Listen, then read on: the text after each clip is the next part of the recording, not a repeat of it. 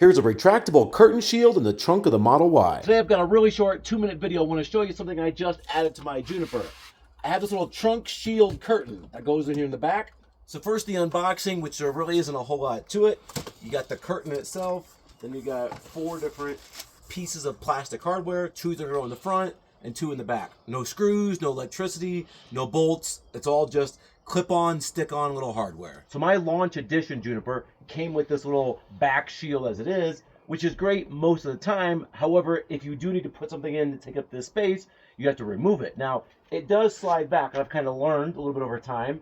I can actually push this back in, and it'll slide back in. And pulling it out, it likes to catch, and eventually it'll either get stuck or it comes off the rails. So like right now, I'm having trouble getting this back out, or eventually, just like it did there, kind of come off and just kind of get stuck. It just doesn't quite fit like you'd like it to, and it's really relying on just sitting on that tiny little lip. The new curtain I'll be putting in today really solves all those problems. I put these little back pieces of hardware into place first. They're just plastic with a sticky on them. That are obvious where they go. So if you'll notice, there's 2 little hooks on the back side of this, almost like little like U or J hooks. These are going to be used to hook on like the outside of kind of like the hard housing of the actual vehicle itself.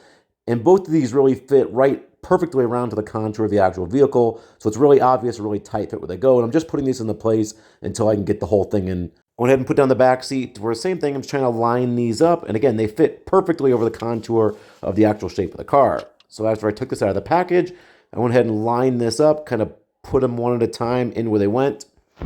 Okay, so as I'm putting this in, I'm noticing that it wants to pull this way, which is fine because that's what these are sticky for. I'm just noticing now exactly where I needed to get these at, which is right here kind of on the corner. If you notice, it kind of makes this little turn. So that's probably where I'm going to go ahead and remove the tape and make it sticky. And it does look like I have plenty of slack going back. So I think I'd rather it be farther back towards the inside of the car than too far back because I don't want like a big loop.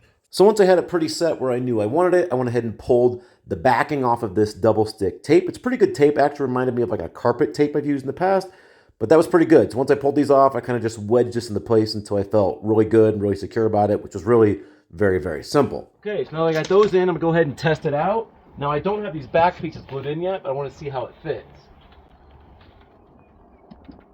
Now I'm gonna go ahead and take the tape off these and put these in place. So just as I did the front brackets, went ahead and pulled these back off and now stuck them back in without that paper backing, so they're secured really good, and pull off more of that weather stripping than I needed to just because it made it a little bit easier. Again, just pulled the double stick tape off this side also. You can see here, really stuck it behind that little lip of the hard upper trim of the car. Then went ahead and put the weather stripping back in place and tested it out now again. All right, so I want to talk a little bit about how much weight can go on this, but before I do, I just want to mention I chose to get the one with the carbon fiber look. Tesstudio has a bunch of different ones on their site. I like the carbon fiber because I've ordered a bunch of carbon fiber stuff I'm going to put on the inside, which, by the way, if you haven't yet, hit that subscribe button so you make sure you don't miss out when I show you those future videos on what carbon fiber is going to go in the truck. But for now, this is what I got. This is not going to hold the same kind of weight that the previous little block did, but if I had like a 5-pound weight here, it's going to hold, but you see a little bit of sag. So that may be one of the downsides. You're not going to want to load this up with weight, but you could put things like paper or coats, things like that are going to fit on here just fine. The first thing it's going to do is provide you a little bit of privacy. So it's all over the news now that Teslas are being targeted. I think it's a little bit more blown out of proportion what it actually is, but nonetheless, something like this will help you hide any belongings you have in the back in case you have people peering through your windows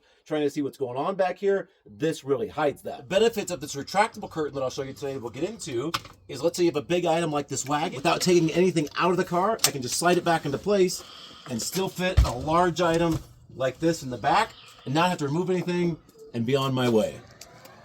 Which I'm sure it's not a coincidence, but this is really designed perfect. Now, this is more of like a Tesla thing, that this curtain sits right that exact height, that like a standard tub you get it from a Home Depot would just slide right underneath and really fits like this little perfect snug design. As always, thanks for watching. If this at all interests you, I'll leave the link to where I got this from Tesstudio down in the description below, as well as a promo code, which is just my channel name, to give you a special discount if it's something you choose to order. See you in the next one.